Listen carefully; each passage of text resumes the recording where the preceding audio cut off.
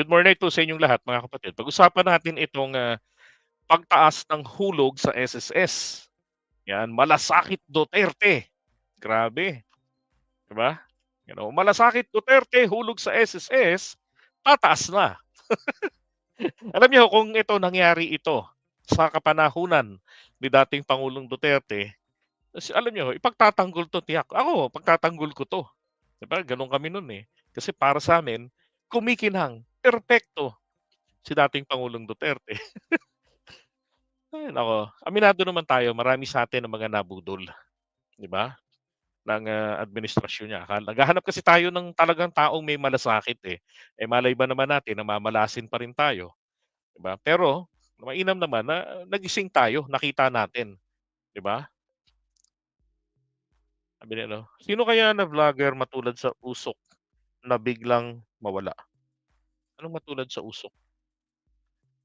Okey, pag-usapan natin ngayon itong, SSS, itong pagtaas, 'yan. Kasi nasa ano pa ako, bakasyon pa nito sa Batangas. Nakita ko 'to sa post ni MJ Reyes, isa sa mga DDS. Ay, sabi niya, "President Bongbong Marcos, you have the power to suspend SSS premium contribution hike. Please have the 2025 increase suspended and ask the legislative body to review and amend the law." Yun. Sabi ko, "Aba, ibang klase rin, Bakit yata nakikiusap na kayo ngayon kay PBBM?" Kasi yung maalala, si dating Pangulong Duterte ay pinirma siya po yung, lumagda doon sa proposal na Social Security Act of 2018. Okey, na kung saan, may mga schedules 'yan katulad nito na ng increase, okey? And then eto nga ho yung pinakahuling increase at gusto ko lang naman pong linawin sa inyo, kasi base po dito, 'yan sa sinabi ni MJ, sabi niya, considering na sobrang taas ng mga bilihin at di naman po tumataas ang mga sweldo ng mga employees at dahil paliit ng paliit din ang kita ng mga employers, naks concern sa employers. Paano pa nila haharapin pa ang 15% mandatory SSS contribution? Okay. So rito ho, hindi na po niya pinaliwanag ang 15% mandatory SSS contribution. Bakit? 'Di ba? Siyempre para ho maghasik ng takot na naman sa taong bayan. Kasi napahiya na sila doon sa PhilHealth. Na sinasabing ninakaw yung hindi na binigyan ng pondo, na zero, 'di ba? Papaano na 'pag may magkasakit wala nang magbabayad, mamamalimos na lang mga Pilipino, gano'n, 'di ba? Kahit na nagsalita na mismo ang, yung yung pinaka-boss ng PhilHealth. 'Di ba ng PhilHealth sinabi niya na kahit na wala kaming government subsidy, hindi mababawasan ang serbisyo namin. Kasi katulad sila ng PCSO, ng Philippine Ports Authority, na nakakapag-generate na ng sarili nilang source of funds. Bukod dun, meron pa silang, 5 na ano, 6 na mga 6 di nagkakamali, 6 yata yon yung source of fundings nila at isa nga dun yung government subsidy at saka yung kanilang mga investments. Katulad rin nitong, SSS, may mga investments din po yan, katulad rin nitong, GSIS. So yung mga hinuhulog ng mga members, hindi po yan naiimbak, hindi yan naiimbak diyan. Lumalago yan, pinangninegosyo nila, 'di ba? Kaya nga sabi ko, yung mga ayaw magbayad ng SSS o ng GSIS ninyo, itago niyo sa bahay ninyo yan, ipunin niyo hanggang mag-60 kayo. Tignan ninyo kung meron kayong milyones at kung kaya kayong masustentuhan yan nang naipon ninyo hanggang kayo'y mag-senior, kung kaya niyang masustentuhan ang inyong pangangailangan, 'di ba, hanggang sa araw na grumaduate na kayo.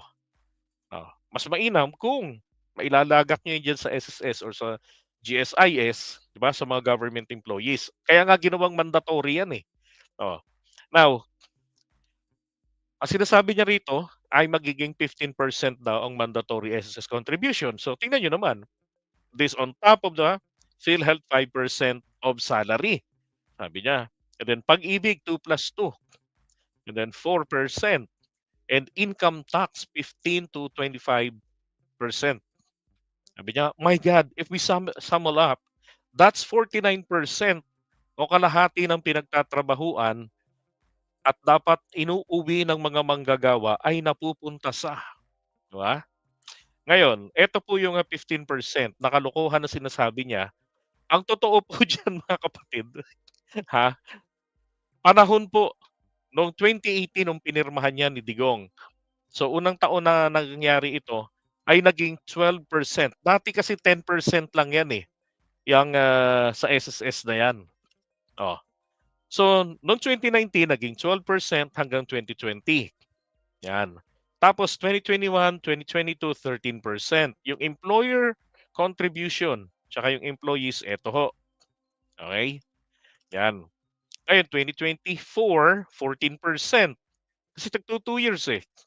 Oh, 2023, 14%, 9.5 kay employer, 4.5 kay employee. And then 2025, magiging 15% ang total na contribution ng isang manggagawa. So binubuo po ito na dati nang naging, pinamana nila ay PBBM na 8.5% base rito sa SOC-SEC Act of 2018 na pinirmahan ni Duterte. So 8.5, tapos naging 9.5, 'di ba? Tapos 4.5 naman sa employee at ngayon naman ho ang pinakahuli ay magiging 10%. So 0.5% lang po ang madadagdag sa responsibility ni employer o ng tinatawag po na employer share sa SSS ng isang manggagawa. And then at the same time, eto pong si employee ay 0.5% lang po ang madadagdag sa kanyang ibabayad. Okay? Gano'n lang po kaliit. Hindi ano, hindi yung tawag dito, hindi yung katulad ng sinasabi nila na ano, na halata naman na ang gusto lang mangyari nito ay maghasik ng kaguluhan na naman sa isipan ng mga Pilipino. Yun ang trip dito ni MJ, okey? Kunwari sabi niya, "Lord," yan yung mga santong kabayo, eh, 'di ba yung, hangal na aso, santong kabayo. Uulitin ko, hangal na aso, santong kabayo. Yun ang akma sa kanila. Sabi niya rito, "Lord, Sunday ngayon at holiday season pa. Ayoko pong magalit." Achu-chu! Kasi gusto nilang manggalit, 'di ba? Ayokong magmura, eh, ayokong umiyak, ayokong mag-share ng bad news. Gusto ko chill lang sana, pero paano, 'di ba? Kunwaring concern, pero ang totoo dito pa lamang, 'di ba, nagsisinungaling na si MJ. Meron na siyang insinuation na isipin mo na lang, "Tangina, 15% yung magiging ano, yung magiging, yung magiging, SSS contribution on the side ng empleyado, sa side ng, employer, hindi naman po rin niya nililinaw kung papaano yung breakdown nito."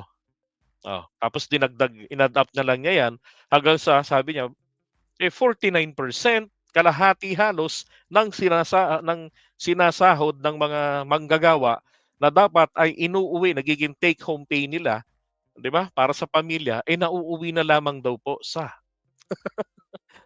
kung anong mga katarantaduhan na naisipan niya, 'di ba? Ganyan ho karabid sa mga DDS. Kaya kung kayo hanggang ngayon 2025 DDS pa rin pinaniniwalaan ninyo, eh, may sakit na ho kayo talaga sa pag-iisip, 'di ba? Eto yung sa batas, eto sabi rin sa balita ng GMA News, "Starting this month, the employer share will be 10% while the employee's contribution is pegged at 5%. And again, I would like to reiterate, ang magiging dagdag po lamang is 0.5% from the original 9.5 noong 2024, 'di ba? Tapos si 4.5% on the side of the employee, oh, para maging, 5% 'yan and then 10% naman sa side ng employer. At ito po, ay beneficial din naman ito kung tutuusin para sa mga empleyado, yang increase na 'yan. Sa ano 'yan, eh, sasahurin nila 'yan pagdating nung pensyon, 'di ba? Hindi nga katulad 'yan ng pag-ibig. Ang pag-ibig dapat, as long as nasa 20s ka, ikaw ay mag-ano na, mag-avail ka na ng housing para medyo mas mababa yung premium. Pero kapagka nasa line of 40s ka na, mahihirapan ka na much more kapagka nasa line of 50 ka na. Mas lalong, mahihirapan kang maaprubahan, bukod dun malaki yung monthly premium mo, 'di ba? Tapos pagka hindi mo lahat in-avail yan, wala kang makukuha. Oh, eto po ang SSS, hindi naman po totoo yung sinasabi nila na magiging 15% na parang as if sasaluhin na ng isang tao lamang, 'di ba, sa kumpanya, either employee or ng employer. Oh, yun ho ang problema sa mga DDS. Kapag bumato ng isang impormasyon, talaga hong ang intensyon ay makasakit ng kalooban.